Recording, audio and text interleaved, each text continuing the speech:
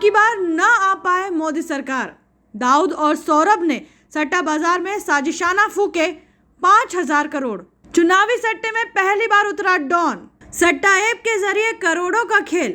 सट्टे की दुनिया का सबसे चर्चित ऐप महादेव सट्टा ऐप के सरगना सौरभ चंद्राकर ने प्रधानमंत्री नरेंद्र मोदी की सरकार फिर से न बन पाए, यानी भाजपा सत्ता में पुनः न आए, इसके लिए 5,000 करोड़ रुपए की खाईवाली की है।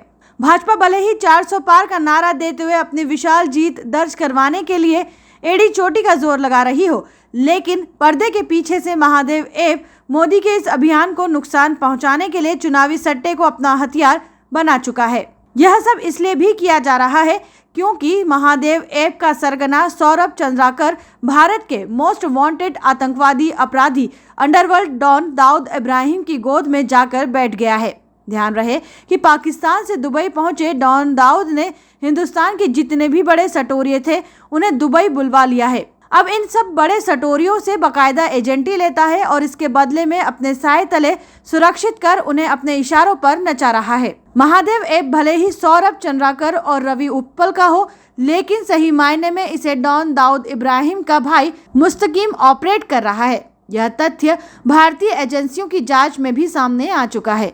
इसी महादेव ऐप का प्रमोटर साहिल खान को बनाया गया है, जिसे रायपुर से गिरफ्तार किया गया। महादेव ऐप सहित अन्य सट्टे से जुड़े ऐप मोदी सरकार के निशाने पर आ गए, इसलिए सटोरिये भाजपा को पसंद नहीं कर रहे और वे चाहते हैं कि किसी भी तरह मोदी को रोका जाए। दाऊद ने दबाव बनाना शुरू किया।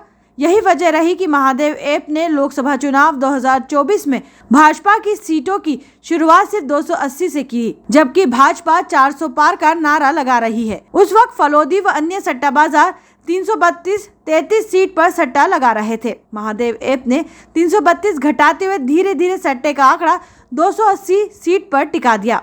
बताते हैं महादेव ने अभी तक 5,000 करोड़ रुपए का कारोबार कर लिया है, यानी इतने रुपए का सट्टा खाया जा चुका है। महादेव ऐप के प्रतिस्पर्धा में चल रहे आरआर व दूसरे सट्टा बाजार भी घटकर इसी कारण से 292 सीट पर आ गए। खंजन इन दिनों हिंदुस्तान में हवाला का सबसे बड़ा रैकेट चला रहा है। गौरतलब है कि महादेव ऐप में जब भारतीय जांच एजेंसियां कार्रवाई कर रही थी, तब खंजन भाई का नाम अजीत मजेठिया तथा अन्य हवाला प्रकरण में सामने आ चुका है। माना जाता है कि हवाला रैकेट का 70% से ज्यादा का काम इसी खंजन भाई के जिम्मे है।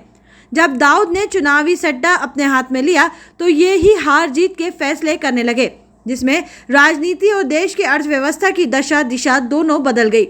दाऊद यानी पाकिस्तानी खुफिया संस्था ISI का भारत के खिलाफ एक बड़ा हथियार। ISI को पीएम मोदी जरा भी बर्दाश्त नहीं। मोदी सरकार न बने, इसके लिए चुनावी सट्टा को बड़ा हथियार बनाया गया। फिर क्या था, महादेव ऐप के जरिए इस ढंग से सट्टा खाया जाने लगा कि मानो मोदी की सरकार नहीं बन रही हो। सट्टा बाजार में कम सीटें बताकर उन पर सट्टा लगवाकर आम जन में मनोवैज्ञानिक प्रभाव डाले जाने की कोशिश रची गई।